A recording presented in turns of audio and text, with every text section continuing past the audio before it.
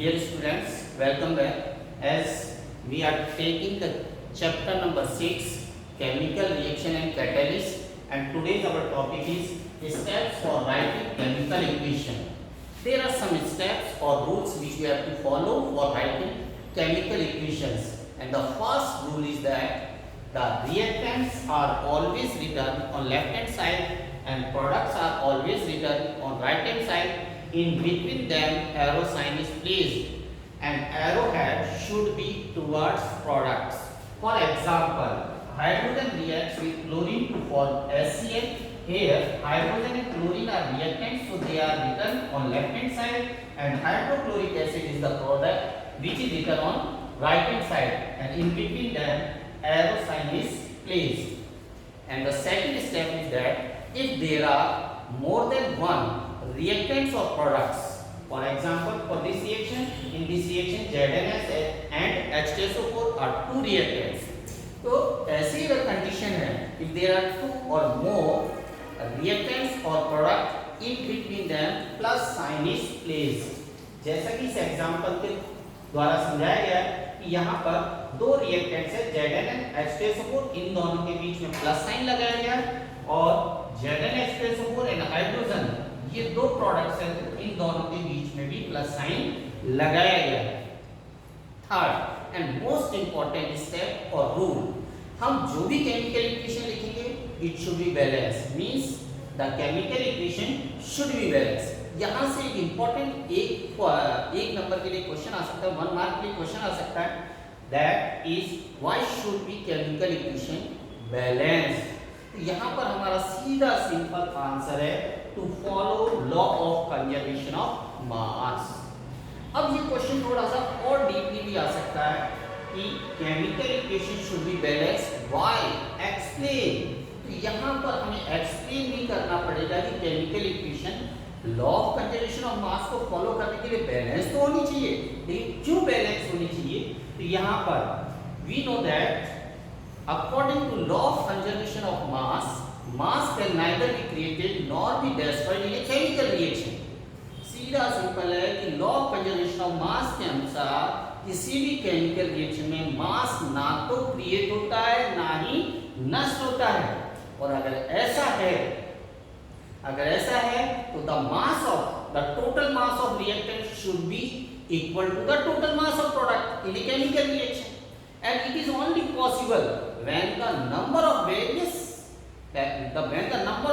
types of atoms in product side and reactant side means both sides are equal.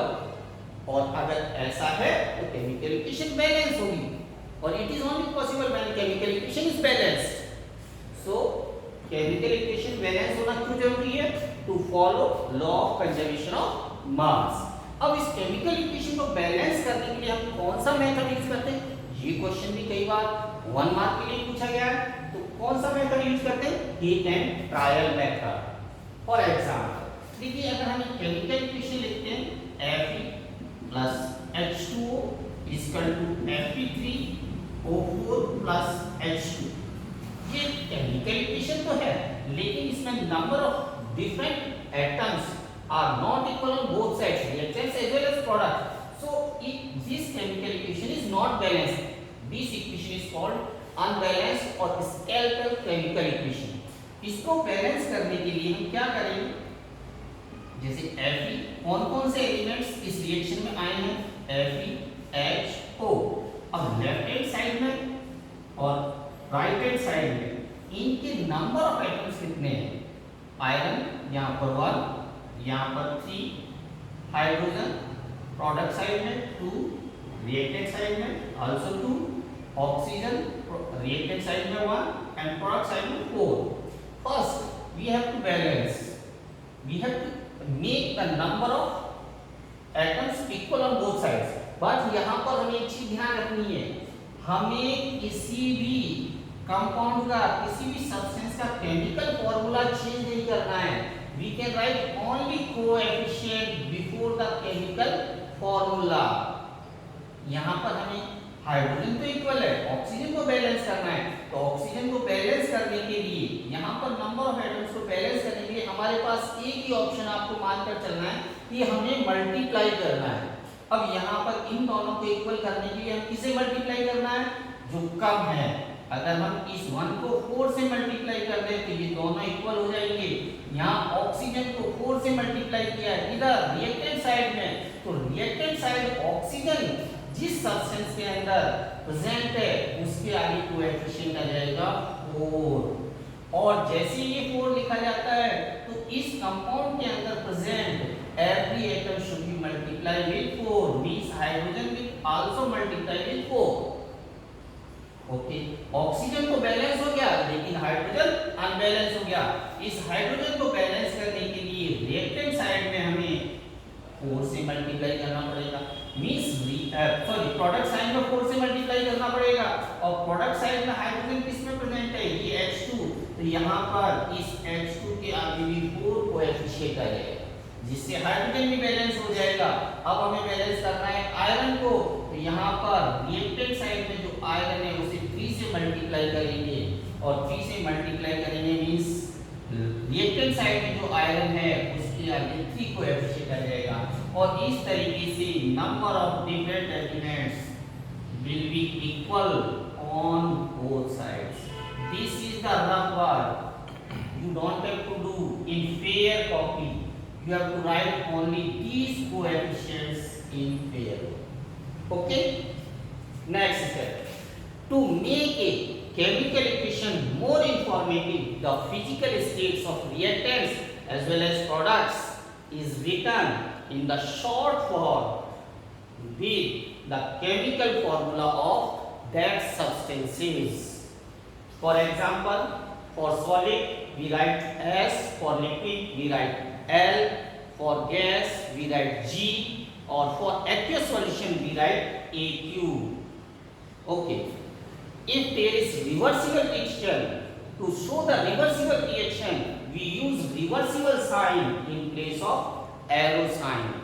Next step is the necessary condition for the reaction like temperature, pressure, etc. are mentioned above the arrow sign. Like for this reaction 773 Kelvin and 200 atmospheric pressure is necessary for this reaction. This is mentioned above the arrow sign. Next step, if there is the quantity of heat is written with products for the exothermic reaction or for endothermic reaction. If the reaction is exothermic reaction, then then the amount of heat is written using plus sign with products. If the reaction is endothermic, then amount of heat is written with minus sign on product side. Please remember that the amount of heat is always written on product side.